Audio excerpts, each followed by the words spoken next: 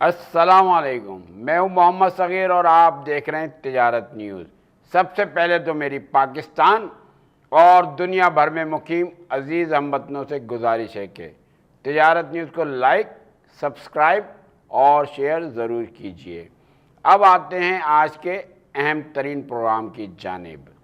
हुकूमती दावों के ऐन बरक्स अर्ज़ वतन पाकिस्तान में तिजारती व कारोबारी सरगर्मियाँ ज़वाल पजीर हो रही हैं। बेरोज़गारी और महंगाई के बाइस मुतवसत और मेहनत कश तबके से ताल्लुक़ रखने वाले करोड़ों मेहनत कश फाकों पर मजबूर हैं। पाकिस्तान के सबसे बड़े माशी हब कराची का तमाम तर इंफ्रास्ट्रक्चर बुरी तरह तबाह है।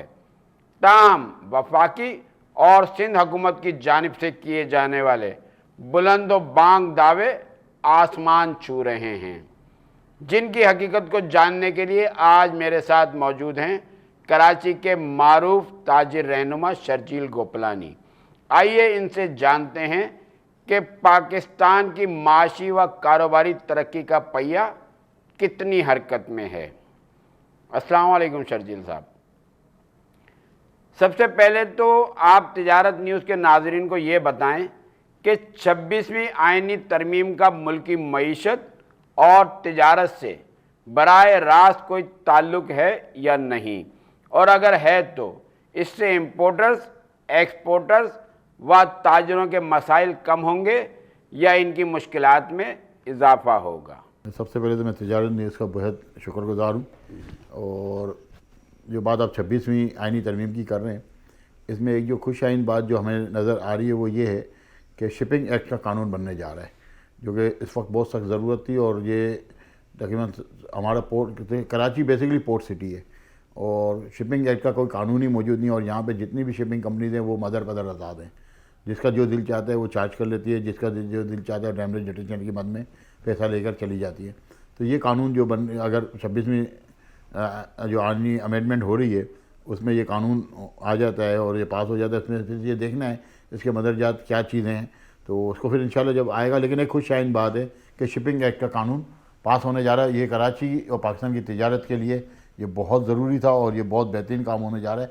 साथ साथ जो है इम्पोर्ट और एक्सपोर्ट को उसमें बहुत रिलीफ मिलेगा।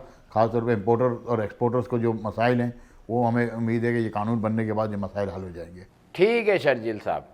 अच्छा, अब ये बता दें कि शिपिंग एक्ट नाफिज होने से कानूनी बरामद कुनिंदगान और ताजरों को क्या सहूलियात व आसानियाँ मैसर होंगी। देखें, इंडिया के अंदर जो है ना, वो हमारा जो इल्म है हमें जहाँ तक, तो इंडिया में पर डे 5,000 रुपये जो है शिपिंग कंपनी डैमेज डिटेंशन की मद में लेती है, और पाकिस्तान में यही जो शिपिंग कंपनी है, same shipping company $125 per day लेती है। तो इसका 50-60 हज़ार रुपये पर डे आप समझें एक जो है कंटेनर का बन जाता है। तो एक तो वो आपका जो रैकेट रेट जो है ना वो फिक्स हो जाएगा, तो जो 7 दिन छूट होती है। इसके बाद फिर कुछ कानून ऐसे हैं कि भाई सप्लायर ही जो है वो आपको जो फ्री डेज होता है वो कॉन्ट्रैक्ट साइन कर सकता है। यहाँ वाले जो है इम्पोर्टर्स के ऊपर कोई बात नहीं होती। तो ये कानून जब बन जाएगा तो उसमें इम्पोर्टर्स के लिए क्या चीज़ें, ये चीज़ें भी आ जाएंगी इंशाल्लाह, और अल्लाह ने चाहा तो और भी जो मामला हैं वो भी बेहतरी की तरफ हो जाएंगे। ठीक है शर्जील साहब। अच्छा, इस वक्त सूरत हाल ये है कि साउथ एशिया पाकिस्तान टर्मिनल समेत कराची के मुख्तलिफ पोर्ट टर्मिनल्स पर कंटेनर्स की बर वक्त क्लियरेंस ना होने से कानूनी बरामद कुनिंदगान, ताजरों और क्लियरिंग एजेंट्स को शदीद मुश्किलात का सामना है, जिन्होंने शदीद एहतजाज करते हुए इस बारे में कहा कि FBR, कस्टम और डिपार्टमेंट ऑफ प्लांट प्रोटेक्शन में तैनात अमले की मनमानियों के बाइस इन्हें शदीद माली नुकसान और जहनी अजियत का सामना करना पड़ रहा है। आप इस बारे में क्या कहते हैं? देखिए, सबसे पहली बात तो ये DPP, department of plant protection की ज़रूरत क्यों पेश आई। ये जितने इदारे आप बनाते जाते हैं इतना ही आप बिज़नेस को जो है लेंदी करते जा रहे हैं। पूरी दुनिया में बिज़नेस होता है, और दुनिया देखें मेन चीज़ होता है फ़ाइटो जो है, कोई मुल्क भी कोई भी गवर्नमेंट जाली फ़ाइटो जो है वो प्रोड्यूस ही नहीं करती। जब फ़ाइटो है तो कस्टम के विंडो के ऊपर ही रखना चाहिए कि इस मामले को कस्टम जो है उसको जो है ऑटोमेशन पे हो, फेसलेस हो, फिर आपका ह्यूमन टू ह्यूमन जो है वो करस्पॉन्डेंस कम हो जाए, تو آپ کو فاسٹ ٹریک پہ جا سکتا ہے. لیکن جہاں آپ کرپشن روکنے کی کوشش کرتے ہیں وہاں جو بھی ادارے ہیں وہ آپ کو بلیک میلنگ پہ لے جاتے ہیں. آج آپ دیکھیں نا custom S A P D پورا چوک ہوا ہے, آپ کا پورٹ قاسم چوک ہوا ہے, چائنا پورٹ اس وقت چوک ہوا ہے تمام. اچھا اس وقت گراؤنڈ نہیں ہو رہے کنٹینر, 7 دن ہمارے پاس ریلیف ہوتا ہے, 5 دن تو گراؤنڈ ہونے میں لگ جاتے ہیں. اب وہ کنٹینر ایگزامن پہ, اب ایک تو انہوں نے ریڈ چینل کر دیا ہے, تمام کا تمام مال جو ہے وہ جا رہا ہے آپ کا 100% ایگزامن کے اندر. اب یہ جو ہے ٹریڈ کو اور ملک کو نقصان پہنچانے والی بات ہے. ہم آج تک کبھی بھی جو لوگوں نے ملک کو اور ٹریڈ کو نقصان پہنچایا ان کی کبھی گرفت نہیں ہوئی. اگر گرفت ہو چکی ہوتی ہے, ان کو سزائیں ملی ہوتی تو آج یہ حال نہیں ہوتا. ہماری کوئی نہ ایکسپورٹ بڑھی ہے اور امپورٹ ہماری کم ہوئی ہے, اس کے باوجود ہی پورٹ چوک ہونا یہ ایک المیہ ہے. ٹھیک ہے شرجیل صاحب. اچھا اب یہ بتائیں کہ کراچی کی بندرگاہ پر تجرباتی طور پر نصب کیے جانے والے نئے فیس لیس اسسمنٹ سسٹم کے ذریعے قانونی برآمد کنندگان اور تاجروں کو درپیش مسائل کو حل کرنے میں مدد ملے گی, یا جدید ٹیکنالوجی بھی ماضی میں متعارف کروائی گئی مختلف اصلاحات کی طرح غیر مؤثر ثابت ہوگی؟ جی دیکھیں جو وی بیوک کا قانون تھا یہ وہی چیز ہے, کوئی نیک چیز ہے نہیں. یہ آٹومیشن کا جو ہوتا ہے وہی چیز. اب انہوں نے اٹھا کے کہہ دیا کہ بھائی ایک ہم 56 جو ہے ہمارے اپریزر وہ ایک ہال میں بیٹھیں گے اور یہیں سے جو ہے فیس لیس جو ہے وہ چلیں گے. جی ڈی جس کے پاس جائے گی وہ آگے آٹومیشن میں نکالے, اور نکالے گا ہی نہیں. وہ آگے مارک کر دے گا اپریزر کو, اپنے وہ پی اے کو مارک کر دے گا, اور ڈی سی کو مارک کر دے گا, اے سی کو مارک کر دے گا. تو مجھے نہیں سمجھ میں آ رہا, میں نہیں کر رہا ہوں, تو آپ کیا کریں گے؟ الٹا یہ اور پرابلم میں ڈال رہے ہیں, کیونکہ اصل مسئلہ یہ کرپشن جڑوں میں اتنا بیٹھ چکا ہے کہ اب وہ کرپشن کا ریٹ اور بڑھے گا. ہمیں نہیں لگتا کہ آج تک جو بھی سہولیت کی بات کی گئی ہے اس ملک میں کبھی عوام کو اور عام آدمی کو یا تاجر کو یا کسی کو سہولت آج تک ملی ہی نہیں ہے. سہولت صرف اشرافیہ کے لیے, سہولیات جو ہے یہ جتنے بیوروکریٹس ہیں ان کے لیے ہے, ٹیکنوکریٹس کے لیے ہے, عوام کے لیے کوئی سہولت نہیں ہے. ہم تو بالکل اس سے خوش ہے ہی نہیں کہ آپ جو بھی چیزیں آپ لا رہے ہیں نئی چیزیں وہ ہمارے لیے مسائل ہی پیدا کر رہی ہیں. اچھا اب ہمیں یہ بتائیں کہ ٹرانسفارمیشن پلان کی کامیابی کے بارے میں آپ کی کیا رائے ہے, جبکہ اس حوالے سے کیے جانے والے حکومتی دعووں کی کیا حقیقت ہے؟ کیسے ہوگا؟ آپ یہ بات کرتے ہیں, آپ یہ بات کر رہے ہیں کہ یہ ہو جائے گا, کچھ بھی نہیں ہوگا. دیکھیں جب تک ول نہیں ہوگی تب تک وہ راستہ نہیں ہوگا. آج یہ بات کرتے ہیں کہ آپ کا جو ریٹرن فائل نہیں کرے گا وہ مہران سے زیادہ بڑی گاڑی نہیں خرید سکتا. دنیا میں کہیں یہ ہوتا ہے کہ آپ کے پاس 2 زاویے ہوں, ایک فائلر اور ایک نان فائلر. دنیا میں ہم نے کہیں نان فائلر نہیں سنا. نان فائلر کا مقصد ہو ہی نہیں سکتا. آپ ایک قانون بنائیں کہ ہر شخص نے اپنا انکم ٹیکس کا ریٹرن فائل کرنا ہے, چاہے اس کی آمدنی ہے یا نہیں, چاہے وہ بھکاری ہے نا اس نے بھی کرنا ہے کہ بھائی میرے پاس کچھ بھی نہیں ہے, تاکہ حکومت کے پاس اعداد و شمار پہنچ جائیں کہ کتنے لوگ روزگار پہ ہیں, کتنے لوگ بے روزگار ہیں, کتنے لوگوں کو حکومت نے سپورٹ کرنی ہے, کتنے لوگوں کو این جی او سے سپورٹ کرنی ہے, اور کتنے لوگوں کے لیے روزگار کے مواقع پیدا کرنے. مقصد اصل جو ہے نا وہ یہ ہوتا ہے. لیکن ہمارے یہاں جو مقصد جو ہے نا وہ صرف یہ ہے کرپشن. اگر آپ کو واقعی سیریس ہیں تو ہم نے تو آج سے 25 سال پہلے ایک فارم دیا تھا سنگل پیج کا, اس کو آج تک انہوں نے کیوں اس کو جو ہے ڈپلوائے نہیں کیا؟ آپ اس فارم کو اگر ریزائن کر لیتے اور اس کے ذریعے اگر کام کر لیتے تو آج یہ ہماری نوبت آنی ہی نہیں تھی. اور آج بھی کسٹم افسران یا اپنا ایف بی آر کے جو افسران ہیں وہ نہیں چاہتے کہ تمام کے تمام لوگوں کو ریٹرنز آئیں, کیونکہ اب جب تمام لوگ ریٹرنز آئیں گے آٹومیشن پہ, اگر ان کے پاس مارک ہوں گے تو ان کی جو ہے کرپشن کے ذرائع بند ہو جائیں گے, اور بہت سے لوگ جو کہ ٹیکس پے کر رہے ہیں اور جن کو یہ پریشانیاں ہیں ان سے نکل جائیں. ہم تو چاہتے ہیں کہ اس ملک کا ہر شخص اپنا ریٹرن فائل کرے تاکہ جن کے اوپر برڈن ہے وہ برڈن کم ہو جائے. اچھا اب آتے ہیں کہ وفاقی حکومت کی جانب سے جاری کردہ اعداد و شمار کے مطابق تاجروں کی نسبت پاکستان کا محنت کش طبقہ کئی گنا زائد ٹیکس ادا کر رہا ہے. اچھا اس بارے میں بھی بتائیں, اور یہ بھی بتائیں کہ کیا آپ سمجھتے ہیں کہ بدعنوان سرکاری افسران کی رشوت خوری کے ذریعے بنائے گئے اثاثوں کی چھان بین کے لیے بھی کوئی مؤثر میکنزم بنانا چاہیے؟ مجھے ایک بات یہ سمجھ میں نہیں آ رہی کہ یہ کس اینگل میں یہ بولتے ہیں کہ تاجروں پہ ٹیکس کا بوجھ نہیں ہے. بوجھ تو تاجروں پہ, اور ہاں یہ بات صحیح ہے کہ تاجر وہ ٹیکس عوام کے اوپر جو ہے وہ کنورٹ کر رہے ہیں نا, وہ تو اینڈ یوزر پہ بوجھ جانا ہے. تو مطلب تو یہ ہے کہ تاجر ہی تو سارا بوجھ اٹھا رہا ہے, اور عوام, تاجر اور عوام الگ نہیں ہیں, دونوں ایک ہی سکے کے 2 رخ ہیں. ٹھیک ہے, اس کا جو فائدہ اٹھا رہے ہیں وہ فائدہ وہ لوگ اٹھا رہے ہیں جیسے کہ آپ کا بیوروکریٹ فائدہ اٹھا رہا ہے، گورنمنٹ امپلائز فائدہ اٹھا رہے ہیں، ٹھیک ہے، ٹیکنوکریٹ فائدہ اٹھا رہے ہیں، اور جو لوگ بینکوں سے کام کرتے ہیں، بینکوں کے پیسوں سرمایہ لگایا ہوا ہے، اس کا فائدہ وہ اٹھا رہے ہیں۔ آپ کا ٹیکس کا جو ریٹ ہے وہ 40% کے قریب آپ کا ریٹ ہے۔ آپ دیکھیں نا 7% انکم ٹیکس، 17% آپ کا سیل ٹیکس، پھر ویلیو ایڈیشنل ٹیکس، پھر فردر ٹیکس، پھر جو ہے اور چیزیں ہیں۔ اگر آپ اس کو موازنہ کریں، اس وقت دبئی کی اکنامی، یو اے ای کی اکنامی اس وقت آپ دیکھیں جس طرح بوسٹ کر رہی ہے، یا کنگڈم آف سعودی عربیہ کی جو کہ اکنامی بوسٹ کر رہی ہے، وہاں پہ 8% 9% ٹیکس کا ریٹ ہے۔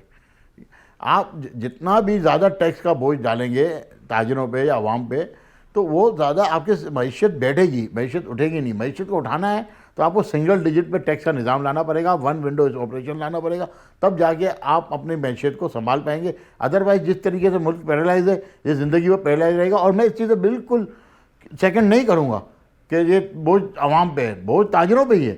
چاہے کسی کی تنخواہ سے بھی ٹیکس کٹ رہا ہے تو وہ ٹیکس بھی، بات یہ کہ اس کی تنخواہ بھی تو تاجر جو پیسہ کما کے دے رہے ہیں اسی سے آ رہی ہے نا۔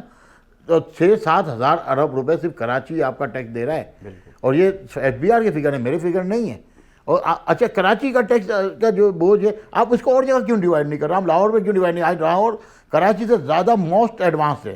آج دیکھیں نا کراچی میں نہ سڑک ہے، نہ پانی ہے، نہ سیوریج کا نظام ہے، نہ بجلی ہے۔ لیکن اگر آپ دیکھیں لاہور کو تو آپ کو کوئی باغ ایسا نظر نہیں آئے گا، کوئی کیاری ایسی نظر نہیں آئے گی جس کو دن میں 3 دفعہ پانی نہیں دیا جاتا ہو۔ کوئی گھر ایسا نہیں نظر آئے گا جہاں پہ نل کے ذریعے پانی نہیں پہنچتا ہو۔ بجلی کا نظام وہاں بہتر ہے، سڑکیں وہاں بہتر ہیں، اگر دیکھا جائے پبلک ٹرانسپورٹیشن کا نظام وہاں بہتر ہے، گورننس وہاں پہ ہے۔ کراچی تو تباہ حال مونجو دڑو کا جو ہے وہ منظر پیش کر رہا ہے۔ تو اب خدارہ میں تو چیف جسٹس سے بھی اور تمام جج صاحبان سے بھی کہوں گا کہ خدارہ جن لوگوں کو عزت دینی چاہیے ان کو عزت دیں۔ اس وقت تاجروں کا جو مقام ہونا چاہیے ان کو وہ مقام دیں۔ آپ آج عزت کریں گے تو کل آپ کو عزت ملے گی۔ ٹھیک ہے شرجیل صاحب، اب آتے ہیں کراچی کی صورتحال کی طرف۔ گزشتہ 3 دہائیوں سے سندھ پر پاکستان پیپلز پارٹی کا راج ہے، تاہم کراچی سمیت سندھ کے دیگر شہروں کا انفراسٹرکچر تباہ ہے۔ اس کے باوجود وفاقی حکومت ان تمام سنگین معاملات سے بالکل ہی لا تعلق نظر آتی ہے۔ کیا وفاقی حکومت کو کراچی کی بہتری کے لیے اپنا کردار ادا کرنا چاہیے؟ دیکھیں 18 امینڈمنٹ کا جو قانون پاس ہوا نا، تو وہ بھی پیپلز پارٹی کی مرہون محنت ہے۔ اس کا فائدہ پیپلز پارٹی نے یہ اٹھایا کہ فیڈرل سے جو بھی کام کرنے کے اختیارات تھے وہ صوبوں میں وہ لے لیے گئے۔ جیسے آپ دیکھیں نا ہاسپٹل جو تھے فیڈرل کے پاس انہوں نے سارے آپ کے سندھ گورنمنٹ کو دے دیے یا پروونشل گورنمنٹ کو دے دیے۔ اس طریقے سے اسکول سے ان کے بعد فیڈرل گورنمنٹ کے بعد وہ بھی انہوں نے پروونشل گورنمنٹ کو دے دیے۔ اب 18 امینڈمنٹ کے بعد تمام کا جو ہے وسائل جو اور مسائل کا ذمہ دار پروونشل گورنمنٹ ہے۔ اب چاہے آپ پیپلز پارٹی کو گنے یا نہ، میرے نزدیک تو پیپلز پارٹی کی ہسٹری یہ ہے کہ اگر 1971 میں دیکھا جائے یا تو آپ نے جو نیشنلائزیشن کیا ہے وہ کس نے کیا تھا؟ اگر پیپلز پارٹی کے جو لیڈر ہیں اس کو نیشنلائز نہیں کرتے تو آج ملک ہمارا کہاں ہوتا؟ سن 80 تک ہماری معیشت اوپر تھی۔ لوگ جو ہے پی آئی اے جو ہے دوسرے ملکوں میں ایئر لائن ڈیزائن کر کے دے رہی تھی، بلڈر ہمارا انجینئر جو ہے دوسرے ملکوں کی بلڈنگیں ڈیزائن کر کے دے رہا تھا۔ آپ نے ملیشیا کا روڈ کا تمام نظام آپ کی این ای ڈی کے اسٹوڈنٹس نے بنایا۔ اگر آپ دیکھا جائے تو بینکاک نے بھی جو تھائی لینڈ نے بھی جو یہ نظام اڈاپٹ کیا وہ آپ کی این ای ڈی کے انجینئرنگ کے لڑکوں سے کیا۔ تو یہ تو آپ سوچنے کی بات نہیں ہے، دو رائے نہیں ہے کہ ملک کو اگر صحیح معنوں میں نقصان پہنچا ہے تو اس میں پیپلز پارٹی شامل ہے۔ اگر پیپلز پارٹی نے ڈیلیور کیا ہوتا تو 30 سال میں کراچی کا یہ حال نہیں ہوتا۔ چاہے نہیں بناتا تھا کراچی نا، ان کو اگر تھوڑا تعصب تھا تو لاڑکانہ بنا دیتے، کیٹی بندر کو آباد کر دیتے۔ ہم تو خوش تھے، ہمیں تو دیکھیں تاریخ یہ بتاتی ہے کیٹی بندر کا پورٹ کتنا بڑا پورٹ تھا، اور وہاں سے باقاعدہ تجارت۔ کراچی پورٹ تو چارلس نیپیر نے بنایا نا، اور یہ تو 150-200 سال کی تاریخ ہے۔ اس سے پہلے تو آپ کو کیٹی بندر پورٹ تھا جو ٹھٹا کا پورا بیلٹ آپ کا چلتا تھا، آپ اس بیلٹ کو ڈیولپ کر دیتے تاکہ کم از کم لوگوں کو کچھ نہ کچھ فائدہ تو ہوتا۔ تو سیدھی سی بات ہے، اس میں کوئی دو رائے نہیں ہے۔ 30 سال ہوں یا 50 سال ہوں، پیپلز پارٹی نے اس ملک کو، اس ملک کی معیشت کو اور اس ملک کے نظام کو نقصان پہنچایا ہے۔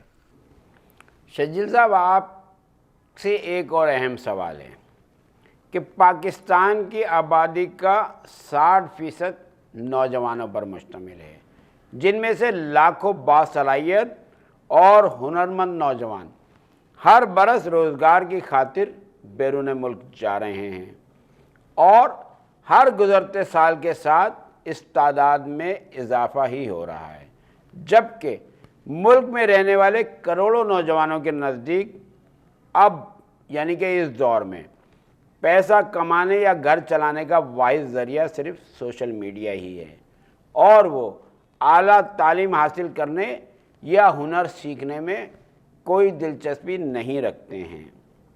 हालात को इस मोड़ तक लाने में हुकूमत किस हद तक ज़िम्मेदार है? सारा कसूर हुकूमत का है। देखें, जब तक आप तालीम के साथ तरबियत नहीं देंगे, हमारे यहाँ तरबियत का निज़ाम कुछ भी नहीं है।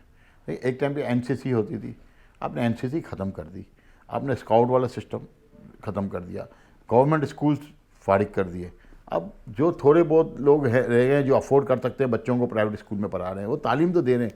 तरबियत का निज़ाम जो है, हर माशरे का अपना कल्चर होता है। आपने अपना तमाम कल्चर तबाह वो बर्बाद कर दिया। आपके पास अपना ना कल्चर है, ना आपके पास लैंग्वेज है। दुनिया ने तरक्की की अपनी ज़बान के ऊपर, आपने अपनी ज़बान को साइड में रख के आप जो है गैरों की ज़बान के ऊपर जो है तरक्की करना चाह रहे हैं। बेसिकली वो तरक्की नहीं करना चाह रहे, वो रूल करना चाह रहे हैं। वो चंद लोगों को, मखसूस लोगों को जो है वो जो है उस निज़ाम तालीम का हिस्सा बनाते हैं, उस लैंग्वेज की तालीम दिलाते हैं और फिर वो उस तमाम के तमाम लोगों पे हुकूमत करते हैं। ये वही निज़ाम है कि आपकी जब यहाँ पे अंग्रेज़ आया था, उसने फ़ारसी ख़त्म करके इंग्लिश को यहाँ पे अडोप्ट किया था। जितने फ़ारसी बान थे, जितने फ़ारसी बोलने वाले लोग थे, वो सब के सब बेरोज़गार हो गए थे और वो जाहिल हो गए थे। उस वक्त जाहिल कह सकते हैं कि भाई वो उस वक्त निज़ाम का हिस्सा नहीं थे। आज भी हमारे पास यही मामला है। अब ये टिकटॉक जो बच्चे बना रहे हैं या कोई और, तो उनके पास कौन सा ज़रिया है जिससे वो पैसे कमाएँ? बात ये नहीं है कि सारा बोझ इस पर, क्योंकि हर शख्स कोशिश करता है कि मैं कुछ पैसे कमाऊँ, अपने ख़ानदान की, अपने घर की कफ़ालत करूँ। लेकिन यहाँ पे किसी एक बेरोज़गारी के साथ भीख मांगने के अलावा कोई कल्चर ऐसा नहीं गवर्नमेंट ने इंट्रोड्यूस कराया जिससे लोग आगे जाएं। आप देखें ना, भीख का कल्चर इतना बढ़ गया कि हमारी फुटपाथों, चौराहों से उठ के हम तमाम दुनिया के हर मुल्क में आपको पाकिस्तान का भिखारी मिलेगा और इसके बाद फिर शर्मिंदगी भी नहीं होती जब वहाँ बाहर के जो है कौंसलर जनरल वगैरह बता रहे होते हैं, जी हमने आपके इतने भिखारी पकड़े, हमारे जेलों में आपके इतने भिखारी हैं।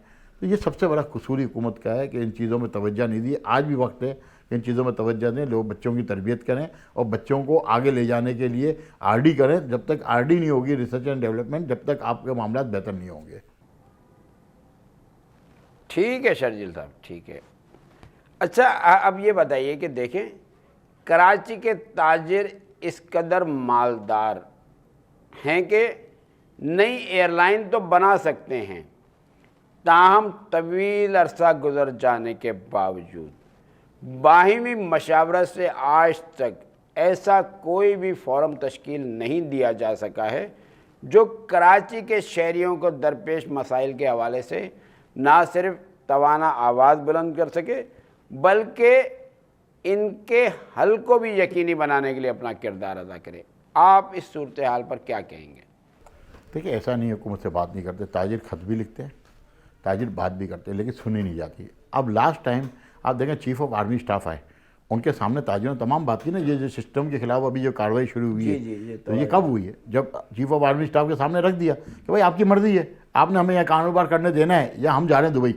आप देखें ना, बैरिया टाउन का मालिक जो है, आज उसने अपनी जो है हाउसिंग स्कीम दुबई में अनाउंस कर दी ना।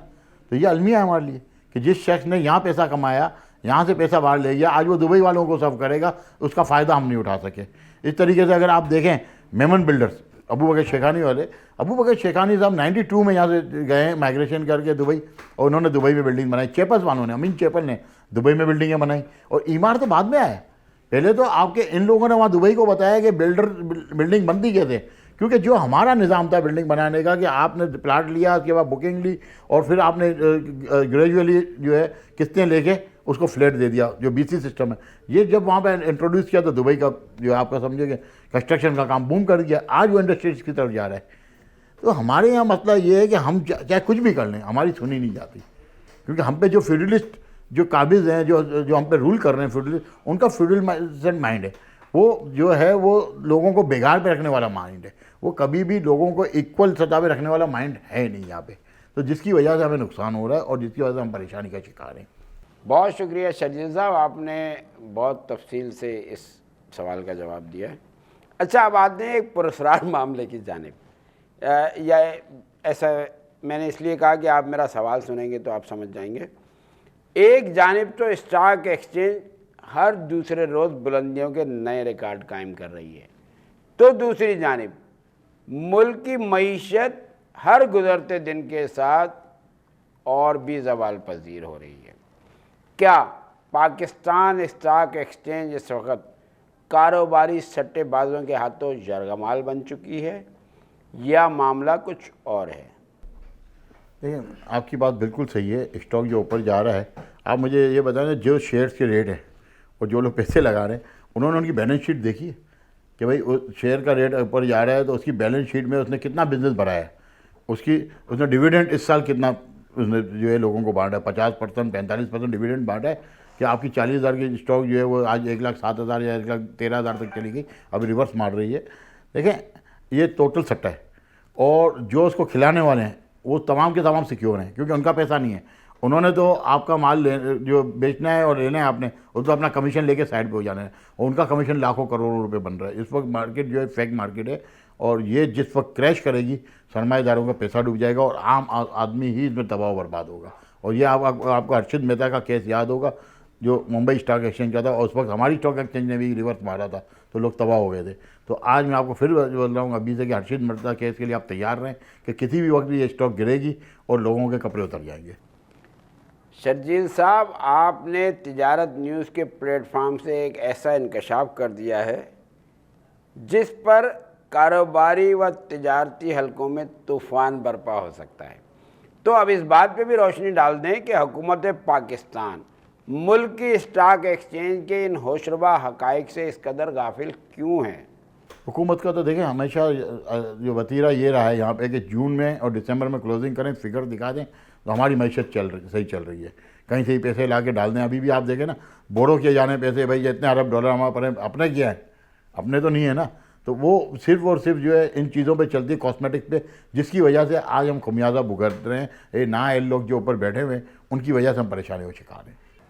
شرجیل گوپلانی صاحب، تجارت نیوز اپنے آغاز سے ہی ملک کے تمام تجارتی و کاروباری معاملات پر گہری نظر رکھتا ہے، اور ملک کی معیشت میں حقیقی بہتری لانے کے لیے بہت جلد تجارت نیوز کے زیر انتظام اسمگلنگ مکاؤ پاکستان بچاؤ کے عنوان سے گرینڈ جرگے کا انعقاد کیا جا رہا ہے، جس میں ملک بھر کے قانونی درآمد و برآمد کنندگان، تاجر تنظیموں، سرکاری عملداروں اور دیگر اسٹیک ہولڈرز کو مدعو کیا جائے گا۔ آپ اس اہم ترین کام میں تجارت نیوز کی کیا مدد کریں گے؟ بہت بڑا قدم آپ اٹھانے جا رہے ہیں اور اس کی ضرورت بھی ہے۔ میں تجارت نیوز کو، آپ کی سوچ کو بھی سلام پیش کرتا ہوں، اور پوری آپ کے ہر جگہ ہم ساتھ کھڑے رہیں گے جس بھی لیول پہ آپ کو ضرورت پڑے گی، کیونکہ یہ کنونشن یا جرگے کی اس وقت بہت سخت ضرورت ہے، کیونکہ اسمگلنگ جو ہے نا یہ پورے ملک کے سمجھو کہ ناسور ہے، یہ کینسر ہے آپ کی معیشت کے لیے، اس کو روکنا ضروری ہے۔ اور اس کے جو معاملات ہیں، میں آپ کو بلکہ ایک اور ریکویسٹ کروں گا کہ جب آپ یہ کنونشن کال کریں تو آپ چاہے زوم کے ذریعے یا ویڈیو لنک کے ذریعے جو بارڈرز کے ایریا کی مارکیٹس کے جو نمائندے ہیں یا چیمبرز کے نمائندے ان کو بھی ساتھ رکھیں، تاکہ ان کے جو مسائل ہیں اس کو بھی سنا جائے کہ جو بارڈر کی تجارت جو ہے وہ اسمگلنگ کا رخ کیوں اختیار کر رہی ہے، وہ جو ہے آپ کی آفیشیل تجارت کیوں نہیں ہو رہی، کیونکہ دنیا کے بہت سے ممالک ہیں جہاں پہ بارڈرز ہیں لیکن وہاں پہ تجارت آفیشیلس ہوتی ہے۔ تو ہم بھی ایسا ماحول کریٹ کریں کہ ان بارڈرز پہ ہماری مارکیٹس ہوں اور سامنے والی مارکیٹ سے بھی ہمارا مال آیا جائے لیکن آفیشیل ہے، یہ اسمگلنگ کا رجحان جو ہے نا یہ ختم ہونا چاہیے۔ شرجیل گوپلانی صاحب، اس اہم ترین کام میں حصہ لینے پر تجارت نیوز آپ کا مشکور ہے۔ اچھا، پروگرام کے آخر میں یہ بتا دیں کہ حکومت کو آپ کچھ کہنا چاہیں گے یا کوئی آپ کا پیغام ہے حکومت کے لیے؟ نہیں، حکومت کے لیے تو کچھ بھی نہیں ہے ہمارے پاس الفاظ، کیونکہ حکومت کو تو بول بول کے ہم تھک گئے، کہنے کا کوئی فائدہ نہیں ہے۔ ہوش کے ناخن آج بھی لے لیں، ورنہ یہ جیسے سمجھ رہے ہیں کہ ان کے بچے جو ہے غیروں کے دیش میں جا کے خوش رہیں گے تو دوسری تیسری نسل کے بعد تو انشاءاللہ مسلمان بھی نہیں رہیں گے، سیدھی بات یہ۔ ٹھیک ہے شرجیل گوپلانی صاحب، تجارت نیوز کے اس اہم ترین پروگرام میں شرکت کے لیے ایک بار پھر آپ کا بہت بہت شکریہ۔